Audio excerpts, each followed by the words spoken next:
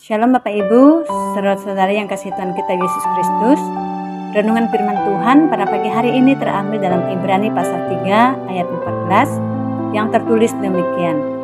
Karena kita telah beroleh bagian di dalam Kristus, asal saja kita teguh berpegang sampai kepada akhirnya pada keyakinan iman kita yang semula.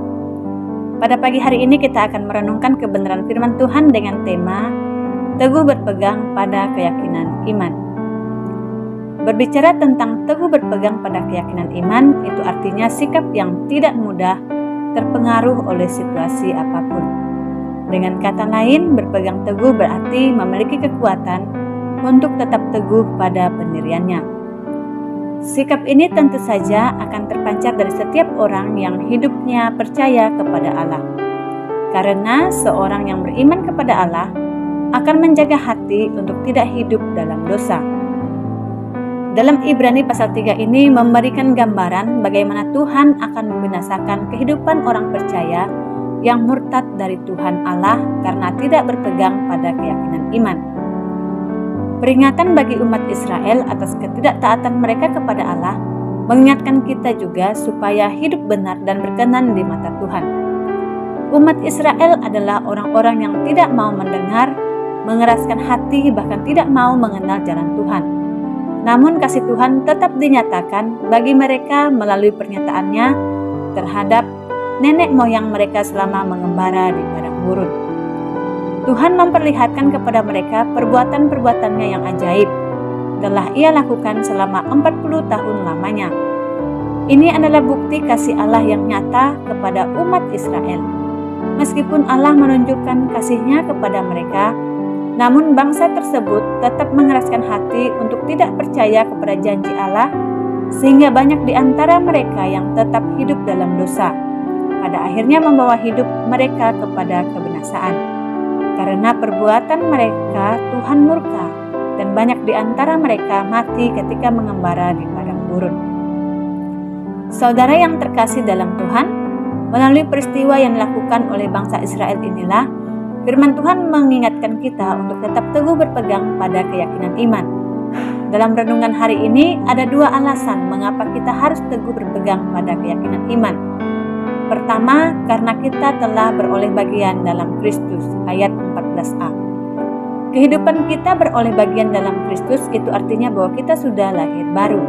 Lahir baru adalah penyatuan antara manusia dengan Kristus.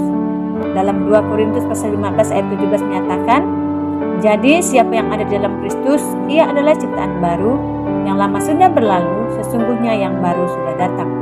Itulah sebabnya sebagai ciptaan baru berarti kita tidak lagi hidup diperbudak oleh dosa. Kehidupan kita di dalam Kristus membuat kita memiliki hubungan yang intim dengan Tuhan. Kedua, karena janji Allah digenapi bagi orang yang setia, ayat 14b. Teguh berpegang pada keyakinan iman adalah ciri-ciri orang percaya yang hidupnya setia kepada Allah.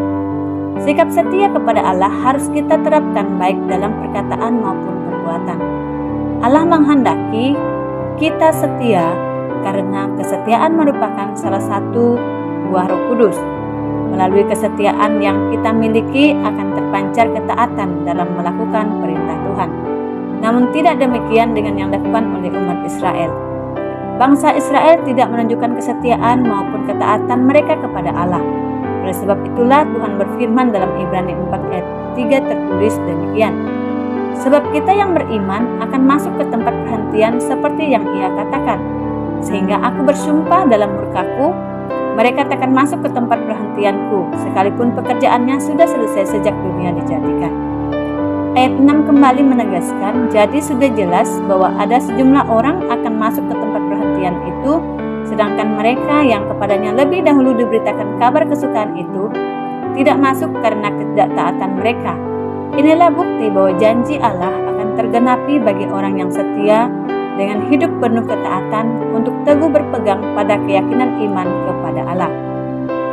Saudara yang terkasih dalam Tuhan, teguh berpegang pada keyakinan iman memerlukan perjuangan untuk setia kepada Tuhan.